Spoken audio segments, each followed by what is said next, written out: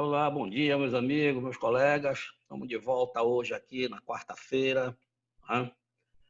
E fazendo a nossa revisão que a gente já pré-definiu na última aula. Nós saímos aí da página lá anterior falando sobre a comunidade dos estados independentes, depois vem uma sequência de exercícios que vocês já fizeram, e a gente chega aqui na página 106, como a gente combinou, né? Então, a página 106, ela vem falar sobre as características da população europeia, né? E nós temos um mapa aqui da densidade demográfica da população europeia, né? A população assentada em todo o território do continente europeu. Ah, vem as informações de praxe aqui, tá? Que em 2017 a população europeia era de 742 milhões de pessoas, tá? E a densidade demográfica de aproximadamente 34 habitantes por quilômetro quadrado. É isso que é a densidade demográfica, né? A quantidade do contingente populacional, tá? De cada habitante por quilômetro quadrado. Então, vai ter área, né, que vai ter um número muito elevado de habitantes e vai ter área que vai ter um número muito baixo de habitantes e, às vezes, um verdadeiro deserto, sem habitante nenhum por metro quadrado, tirando a média. Tá? Então, o mapa aqui ele vem mostrar isso, ok? Tá? Densidade demográfica 2017, e aí nós temos a legenda aqui ao lado, que nos auxilia, nos ajuda, né? O nosso recurso pedagógico aí que nos dá toda a orientação da leitura do mapa. Tá? Então, nós temos a primeira informação aqui, a densidade de população, que é a densidade demográfica, né? Tantos habitantes por quilômetro quadrado. E a gente sai daqui de baixo para cima, tem a área em lilás aqui no mapa, tá? Que é aí na região central da Europa. Nós vamos ter aí mais de 200 habitantes por quilômetro quadrado, vocês estão lembrados da aula, né? Então, e assim sucessivamente, para cada cor no mapa, é correspondente aí a determinado número de habitantes por quilômetro quadrado. A área aí meio avermelhada, ela tem de 101 a 200 habitantes por quilômetro quadrado e assim sucessivamente.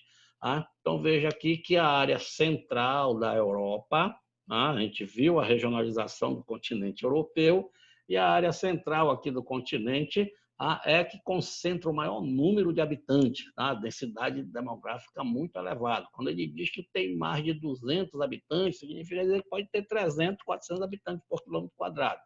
E é lógico que a gente logo subentende que quando tem um número muito elevado de habitantes, se trata de grandes cidades, tá? De grandes regiões metropolitanas, que a gente já trabalhou também. Então, aqui a região central da Europa, ela tem uma concentração maior de habitantes por aglomerar aqui várias cidades muito importantes, algumas capitais de países aí e outras cidades aí, tá? Que são muito importantes. Às vezes, megacidades, às vezes, cidades globais, tá? Que têm uma concentração populacional nas cidades muito elevada. E se a gente for analisar o mapa aqui melhor, nós vamos ter a região mais clara aqui, que tem menos de um habitante por quilômetro quadrado. Já trabalhamos essa questão também. Tá? Então, aqui tem a leitura que vocês podem fazer aí sem problema nenhum. Aí eu posso fazer essa leitura rapidinho também, novamente. Tá? E diz aí, a população europeia encontra-se distribuída de maneira irregular pelo território. Claro, a gente está vendo aqui no mapa. A maior concentração populacional aqui na região central, enquanto o extremo norte do continente, lá na Noruega, Suécia, Islândia, região da Sibéria, lá na Rússia, estão acima já do círculo polar ártico. Então, a região ela passa muitos meses aí do ano congelada. Então, áreas congeladas com frio muito intenso, o pessoal não consegue se desenvolver economicamente, até porque tem muitos vegetais que não prosperam num clima tão hostil, assim, tanto frio abaixo de zero. Então, são poucos vegetais, poucos animais. O homem não consegue produzir, por exemplo, com a agricultura, com a pecuária, então ele costuma migrar para regiões que sejam mais propícias para isso. E dentro do continente europeu, a região central do continente ela é mais propícia. Lá o inverno é rigoroso, os 3 meses de inverno é rigoroso, mas, em compensação, a primavera, no verão, fica mais tranquilo de se produzir. O outono já esfria um pouco, mas tem o período aí, tem vários meses do ano aí que fica mais fácil para se desenvolver, né? É isso que ele vem colocar aqui. Tá? E diz que a maioria dos países europeus apresentam grande concentração de pessoas em territórios extensos, como Bélgica, os Países Baixos, a Holanda, que possui densidade demográfica com mais de 350 habitantes por quilômetro quadrado. Então, quando a gente viu lá na legenda, né, mais de 200 habitantes, pode ser mais de 300, 350, 400, dependendo da região. No caso aqui da Europa, chega a 350 habitantes por quilômetro quadrado. É uma concentração populacional muito grande, uma densidade demográfica elevada, principalmente nas regiões urbanas, né? E diz aqui, as áreas de maior concentração populacional encontram-se principalmente nas regiões urbano-industrial, né? Como os vales do Rio Reno, na Alemanha, do Rio Pó, na Itália, nas capitais dos países, especialmente Londres, no Reino Unido, Paris, capital da França, Moscou, capital da Rússia, uma concentração populacional muito grande. A gente não tem muito problema para entender isso daí, dá maior tranquilidade. Então, partindo aí para a página 107, a gente tem aí algumas informações com relação à população, falando da população urbana. Ora, quando fala população urbana, logo se vê em mente que é a população que mora nas áreas urbanas, na grande cidade, como eu falei agora há pouco. Então, ele diz aí que a população europeia é predominantemente urbana, né? Ultrapassando 74% da população em 2018, vive nas cidades, nas áreas urbanas, das cidades, das médias cidades, pequenas cidades, médias cidades, grandes cidades, regiões metropolitanas, e até a megalópole internacional, que a gente já trabalhou também. Então, são áreas aí de concentração populacional muito elevada. Mas por que ela tem essa característica de ser uma população urbana? Ora, se são 74% vivendo na área urbana, nos sobra aí 26% vivendo nas áreas rurais.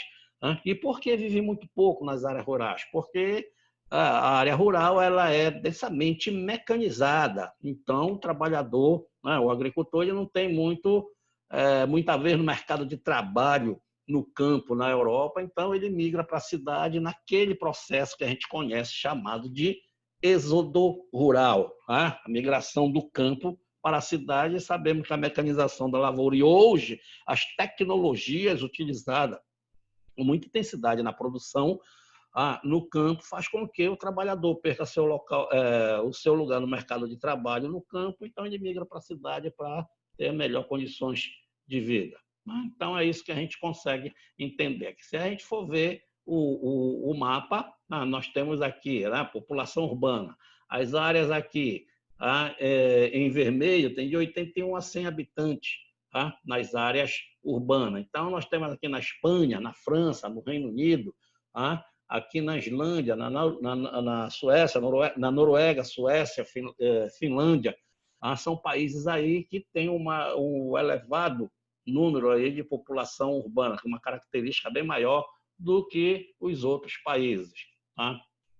Então, os outros países trabalham muito com agricultura, então a população urbana ela não é tão grande, mas ela vai aí de 61 a 80 habitantes por quilômetro quadrado, que é a parte laranja aqui do mapa, que é a maior área aí. Então, nós temos também essa concentração.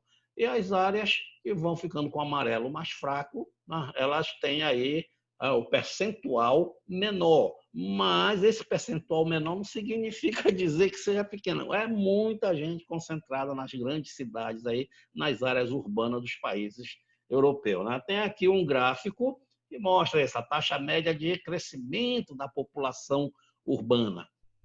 Então, tem a linha vermelha aqui, que é do mundo, a taxa média aqui, e essa do mundo e da Europa, da população europeia, ela segue. esse crescimento da população urbana. Por quê? Quanto maior a tecnologia disponibilizada no campo, mais a população migra para as cidades e aí vai caracterizar uma população urbana de um país, né, de vários países, no caso aí da Europa, são vários países, já caracteriza a população do continente europeu, né? Então, a gente vai vendo aí que essa taxa média de crescimento ela vai caindo, porque tem um outro detalhe também, né? Os países da Europa, como eu falei na aula passada, a maioria deles são países desenvolvidos, então a taxa de natalidade é maior, a taxa de natalidade é menor, então essa concentração populacional aí na área urbana ela vai diminuindo por esses fatores aí, tá? Então a taxa de natalidade vem ser um que vai somar. Nós vamos ter, desculpa, até girei aqui, vamos lá, deixa eu tentar colocar na posição correta, né? E aí eu diminuí, mas aqui embaixo nós temos um exercício que tem inclusive a resposta aqui no meu, vocês logicamente vão ter. Vocês já fizeram esse exercício com toda certeza e a gente vai passando aí para a próxima página, né? Essa aqui é a 107. Vamos lá para a página 108. Nós vamos ter aí a importância das cidades na Europa. Ora, se nós temos uma concentração populacional predominantemente urbana, significa dizer que as cidades têm uma grande importância aí na vida dessa população, tá? Então, o que ele diz aí? A importância das cidades. Vai buscar, né? Na antiguidade, a cidade do continente europeu já constituiu o espaço do poder político e militar. Atenas, na atual Grécia, Roma, na Itália, foram centros urbanos expressivos de duas grandes civilizações que contribuíram para a formação da cultura ocidental. Então, desde lá, o Império Romano, que tem mais de 2.000 anos de história, que é verendo aí pelo surgimento de Jesus Cristo, e o calendário gregoriano, quando começa a contar daí a era cristã, o antes de Cristo e o depois de Cristo, as cidades aí já tinham essa importância. Esse contexto histórico aí é muito importante para a gente entender esse processo.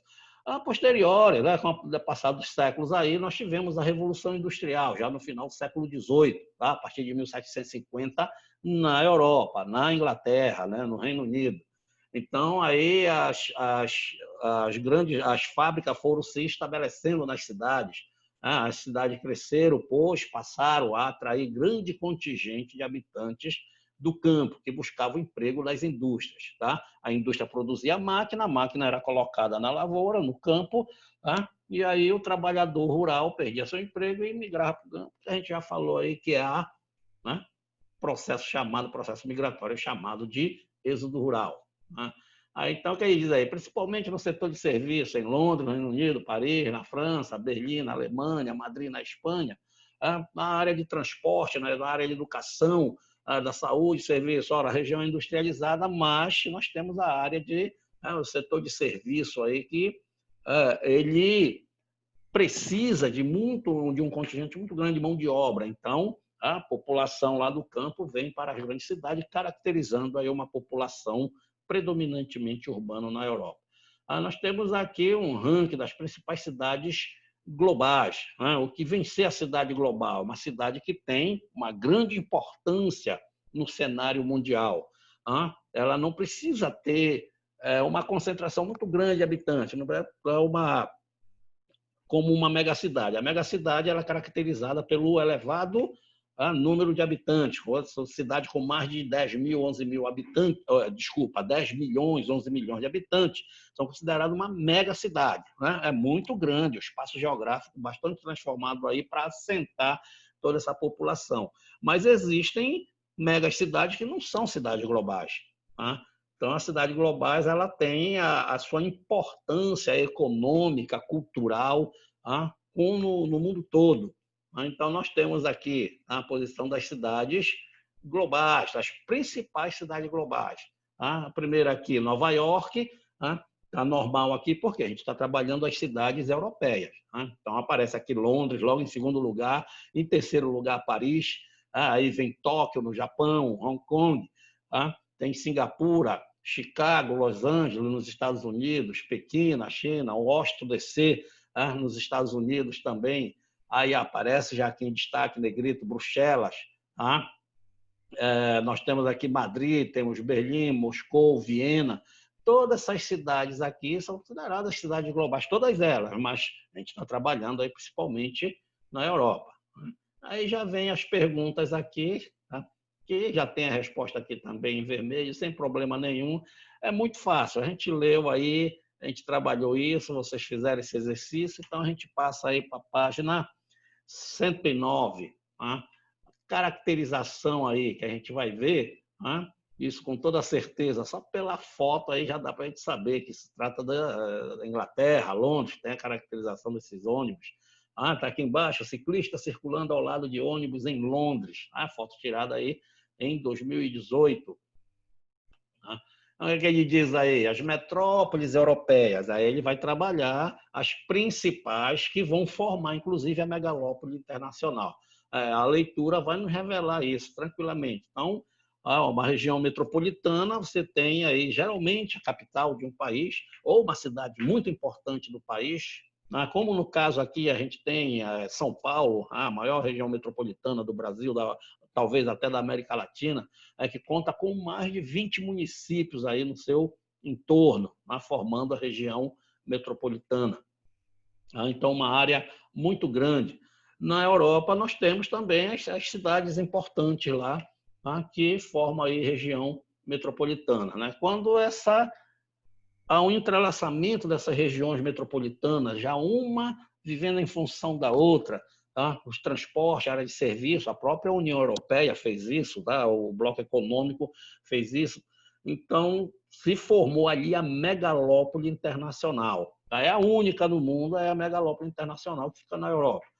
São várias cidades, capitais de países que se tornaram região metropolitanas e formam aí uma mancha urbana única, se entrelaçando e se tendo toda essa importância. Trabalhamos isso também, a gente faz essa revisão aqui, e vocês façam leituras aí, as metrópoles europeias, a questão da moradia. Então, vai surgir vários acordos aí, que aqui no Brasil a gente já tem esses efeitos aí com as nossas regiões metropolitanas. Tá ok, meus queridos? Então, aqui a página 109, a gente vai ter a página 110. Estou cronometrando aqui para não cometer o erro de extrapolar o tempo, senão o vídeo fica muito longo e dá problema na transmissão. Então, nós temos aqui, acho que eu passei, né? Espera aí, vamos voltar aqui. Certo, a página 110, vai trabalhar o crescimento da população. Então, tem um gráfico aí, ok? Que nós temos crescimento da população. Vamos analisar esse gráfico para a gente saber. Tem a numeração aqui lateral, na posição vertical, que é o crescimento demográfico anual. Então, o que é esse crescimento demográfico? É o quantitativo populacional em uma cidade que recebe uma carga migratória de outras regiões muito grande, aí o crescimento demográfico aí se expande. E tem cidades que não recebem uma carga, então esse crescimento aí ele já fica até negativo, não cresce. A população se mantém e às vezes até diminui, como nós temos aqui. Os países selecionados, crescimento populacional 2020 a 2025. 2025 já é uma projeção, como está em destaque aqui. Então, nós temos aqui, a gente não vai memorizar isso, que eu jamais faria isso numa questão dessa, numa prova, para memorizar, para dizer qual é o país, qual é o percentual, inclusive. É só para a gente ter a noção, para a gente ter esse conhecimento. Então, nós temos aqui Luxemburgo, na Noruega, na Irlanda, na Suécia, na França, esse crescimento aí que já não é tão grande assim, a não ser com a questão do fluxo migratório atual que a Europa sofre, onde a área urbana fica com uma densidade demográfica maior.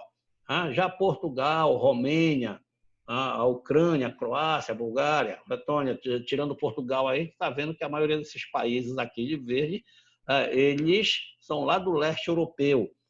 Então, o pessoal lá do leste europeu, ele migra muito para a Europa Ocidental, para os países desenvolvidos, né? Vão em busca de melhores condições de vida. Tirando Portugal aqui, Portugal fica na Europa Ocidental, mas Portugal, como ele não é um país muito industrializado, ele passa por esse processo também. Então, ele vai falar aqui do baixo crescimento demográfico, resulta da queda acentuada das taxas de natalidade, por causa do que a gente já falou na aula passada aí sobre a questão, até mesmo da sexualidade, da questão na adolescência. Então, a conscientização adquirida pelo alto grau de escolaridade favorece também esse baixo crescimento demográfico. E aqui tem algumas informações sobre a questão com relação às Nações Unidas, à ONU. Então, ela prevê aí para 2050 uma redução de 3,55% da população absoluta do continente europeu. Então, o que é uma situação normal de crescimento populacional de um país, de uma região, de um continente, a projeção aí para a Europa é uma diminuição da população. Em vez da população crescer, ela diminui. Por quê? Porque por conta da baixa taxa de natalidade.